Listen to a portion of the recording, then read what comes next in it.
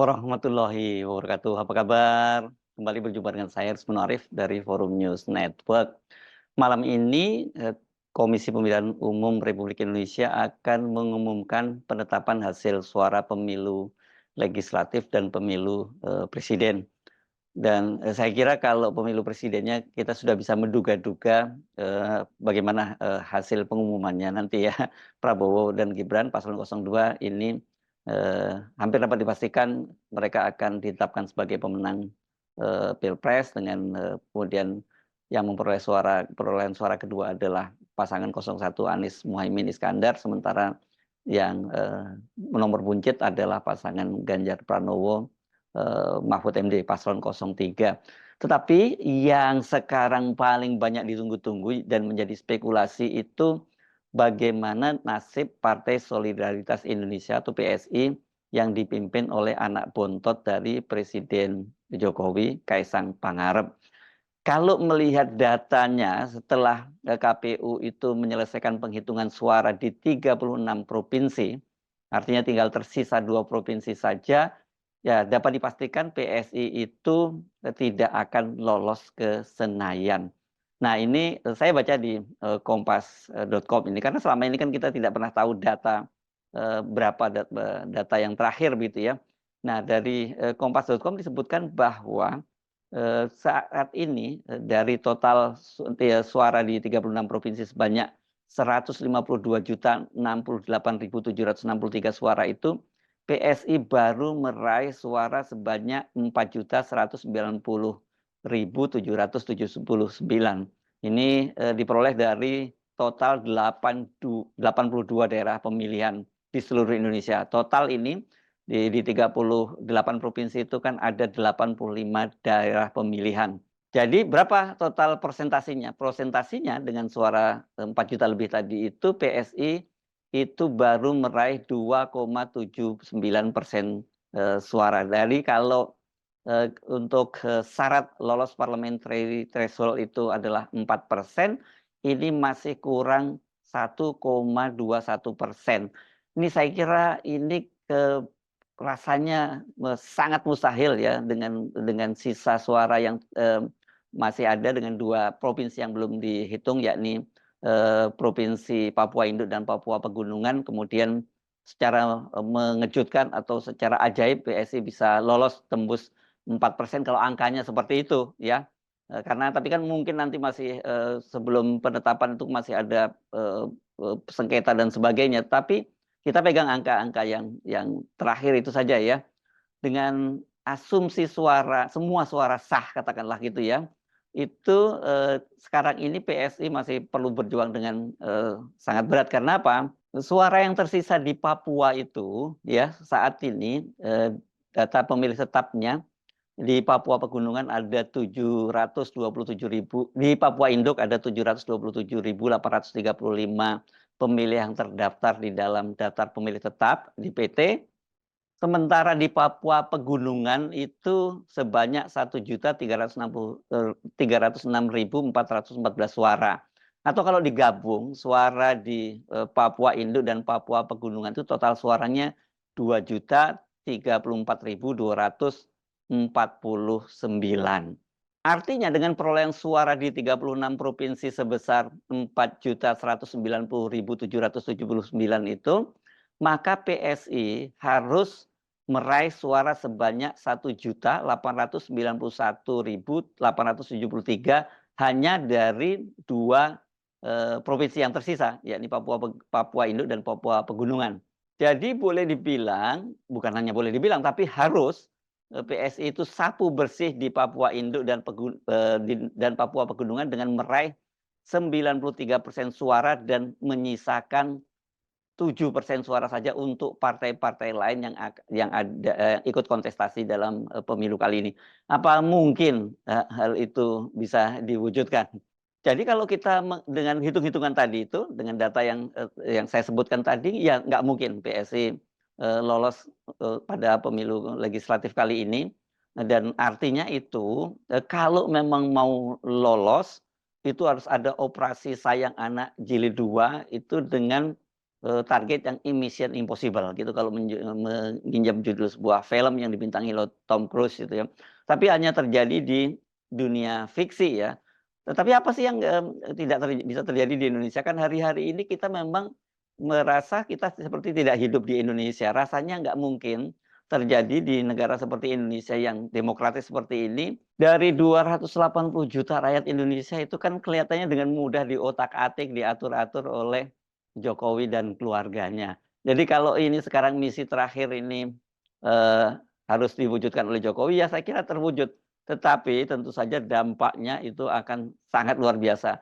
Sekarang ini saja, dengan situasi sekarang itu kan Jokowi sudah jadi common enemy ya, dalam 2 demonstrasi terbaru yang terjadi di KPU dan kemudian di depan gedung MPR DPR dan berlanjut dengan hari ini, itu kan baliho-baliho Jokowi dan keluarganya itu sudah dijadikan sebagai simbol kemarahan rakyat terhadap Jokowi dan keluarganya dengan membakar baliho mereka.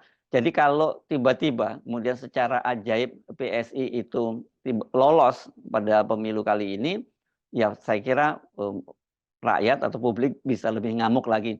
Dan partai-partai lain mungkin yang terkena dampaknya dari dipaksakannya suara PSI naik itu ya pasti juga akan ngamuk juga.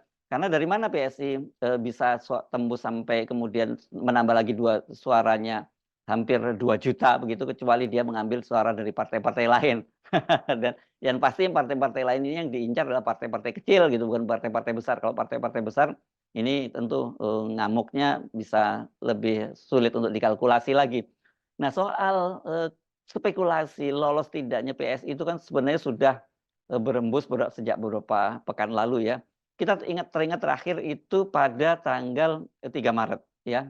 3 Maret 2024 pada waktu itu publik dikejutkan dengan rekapitulasi suara di Sirekap yang menunjukkan bahwa PSI itu sudah meraih 3,13% suara. Artinya waktu itu dia tinggal membutuhkan 0,87% suara lagi dan mereka bakal lolos dari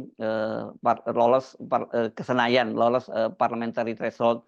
Dan ketika soal ini muncul ribut-ribut, ini kan ribut itu bukan hanya masyarakat yang menjadi oposisi, tetapi juga lembaga-lembaga survei yang tadinya itu ditengarai dia juga bagian dari pemerintahan, bagian dari kekuasaannya Jokowi, itu juga mereka menyatakan keterkejutannya, menyatakan keheranannya karena berdasarkan quick count yang mereka lakukan itu ya suara PSI itu mentok-mentok itu antara 2,6 sampai 2,9%. Itu kalau katakanlah ditambah margin error yang 1%, quick count ini kan margin errornya paling tinggi 1% itu ya antara 3,8 sampai 3,9, tetap tidak lolos.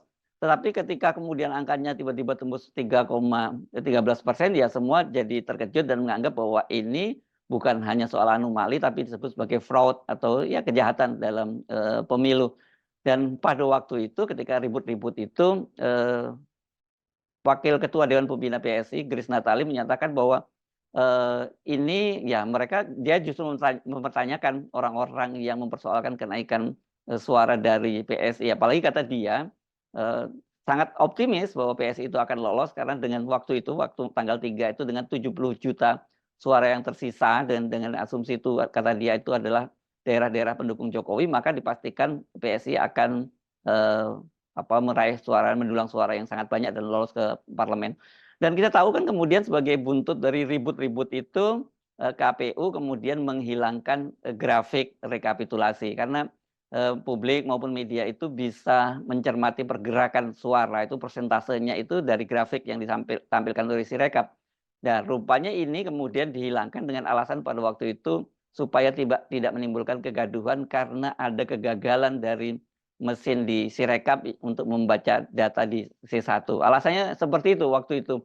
Tetapi banyak yang khawatir bahwa ini dihilangkannya grafik itu merupakan upaya agar operasi-operasi penyelamatan PSI, operasi yang disebut oleh Ketua Dewan Pertimbangan Partai Persatuan Pembangunan Romahur Muzi sebagai operasi sayang anak di KPU itu tidak terbaca oleh publik karena sejak tanggal 5 ketika kemudian grafik itu dihilangkan ya kita tidak tahu berapa sebenarnya perolehan suara PSI itu, karena kalau kita mau mengetahui berapa persen masing-masing perolehan suara partai, kita harus mencermati sendiri lembar demi lembar C1 yang diunggah di Sirekap. Saya kira ini kan hanya para ahli IT saja yang bisa membacanya, bukan bukan kalau orang awam agak kesulitan untuk membaca itu. Nah, bersama dengan itu rupanya sekarang setelah ada penetapan suara dari rekapitulasi nasional dari 36 provinsi, seperti tadi saya baca di Kompas ya, angkanya seperti itu tadi 2,79. Nah, kalau dengan 2,79 tadi secara praktis ya dipastikan PS itu tidak akan lolos parliamentary threshold. Artinya ini banyak nama-nama terkenal dari PSI yang tidak yang meskipun meraih suara sangat tinggi tidak akan masuk ke parlemen. Dan salah satunya itu adalah Grace Natali yang meraih suara tertinggi juga di dapilnya. Demikian juga Ade Armando ya yang suaranya cukup signifikan dan kemungkinan bakal masuk ke Senayan, itu juga batal. Dan ini untuk kedua kalinya PSI itu gagal masuk ke Senayan. Tetapi kali ini saya kira kalau tidak lolosnya PSI itu dampaknya bagi Jokowi tentu sangat serius, karena sekarang ini kan ada tanda-tanda yang sangat jelas bahwa Jokowi itu masih ingin terus cawe-cawe di dalam pemerintahan yang akan datang, dan salah satunya tentu saja dia harus punya instrumen politik, dan yang dia incarkan selama ini adalah Golkar. Dan Golkar ini kan sekarang merupakan salah satu yang memperoleh suara yang sangat signifikan, sebagaimana dikatakan oleh Erlangga Hartarto dan juga Pak Luhut ini sebagai Ketua Dewan Penasehat dari Partai Golkar. Dia menyatakan bahwa perolehan suara terutama kursi dari Golkar di parlemen ini sekarang sangat signifikan. Dari dari semula pada 2019 mereka hanya meraih 85 kursi. Sekarang ini mereka meraih paling sedikit 102 kursi dan masih bisa bertambah 2-4 kursi yang masih dalam sengketa. Katakanlah bisa 2 yang diambil, jadi dia bisa memperoleh 104 kursi. Ini membuka peluang Golkar untuk menduduki kursi ketua DPR, karena ketua DPR itu kan dihitung dari banyaknya jumlah kursi yang mereka peroleh, bukan suaranya. Kalau suaranya udah pasti bahwa yang berada di peringkat pertama itulah PDIP dengan suara yang turun sekarang hanya sekitar 16% sekian dari semula 19,3%. Semula itu maksudnya pemilu 2019, dan kemudian Golkar itu di urutan kedua dengan 15% sekian. Jadi suaranya kata Erlangga itu naik 20%. Tetapi naiknya suara Golkar ini memang menimbulkan juga tanda tanya besar begitu ya. Kenapa? Karena kan Golkar ini dia seperti amanat Munasnya harusnya dia mengusung Erlangga Hartarto sebagai calon presiden atau setidaknya calon wakil presiden. Tetapi seperti kita ketahui kan Golkar akhirnya bergabung dengan 02 itu tanpa dapat portofolio apapun kecuali dia menjadi sekretaris tim kampanye nasionalnya, TKN-nya ya. Dengan tidak bisa mengusung Erlangga Hartarto sebagai capres maupun cawapres, berarti kan secara teori ini Golkar tidak mendapat kotel efek. Yang harusnya mendapat kotel efek itu adalah Gerindra. Tapi yang terjadi, Gerindra tidak dapat kotel efeknya dari Prabowo, sementara malah Golkar yang kesannya mendapat kotel efek karena suaranya melonjak tinggi. Nah, ini kemudian menimbulkan tanda tanya. Tetapi dari internal Golkar ada penjelasan, yakni anggota Dewan Pakar ya dari Partai Golkar, Ridwan Hisam, ini politisi dari Jawa Timur, menyebutkan bahwa peran Pak Jokowi itu dalam mendongkrak suara Golkar itu sangat tinggi. Penjelasannya Ridwan Hisam cukup masuk akal ya, karena apa dasarnya kemudian Golkar kok bisa suaranya naik tinggi. Nah, kemudian muncul pertanyaan baru, kalau kemudian Jokowi mendongkrak suara Golkar, apa kepentingannya? Ini dikaitkan dengan tadi tuh tetap inginnya Jokowi cawe-cawe dalam kancah politik nasional, dan dia tentu perlu kendaraan politik, yakni yang dia siapkan adalah Golkar, bukan PSI, karena PSI agak sulit untuk didongkrak begitu ya. Makanya kemudian suara Golkar itu naik sangat signifikan.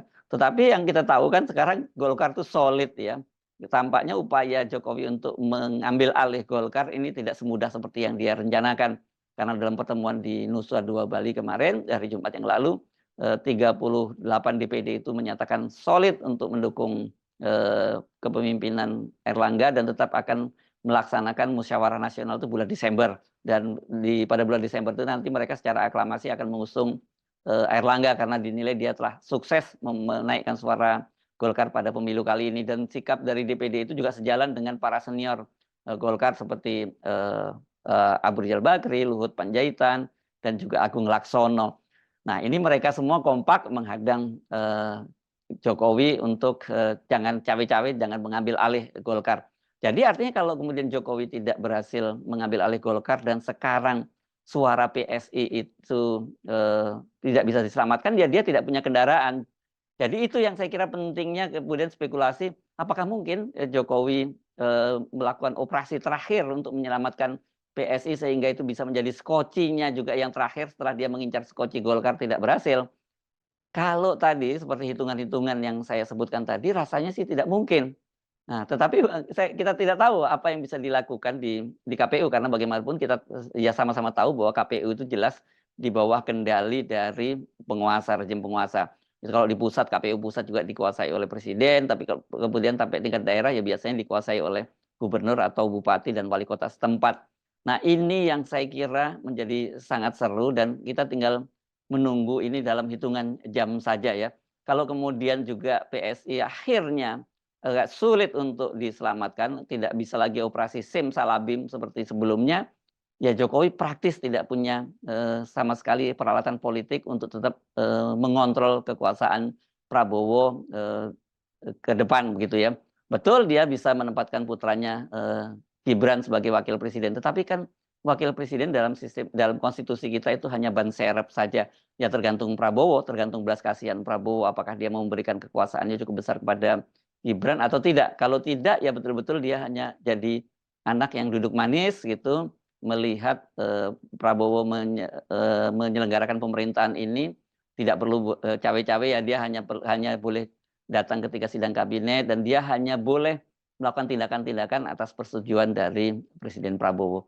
Saya Hersman Arif dari Forum News Network. Sampai jumpa lagi. Wassalamualaikum warahmatullahi wabarakatuh.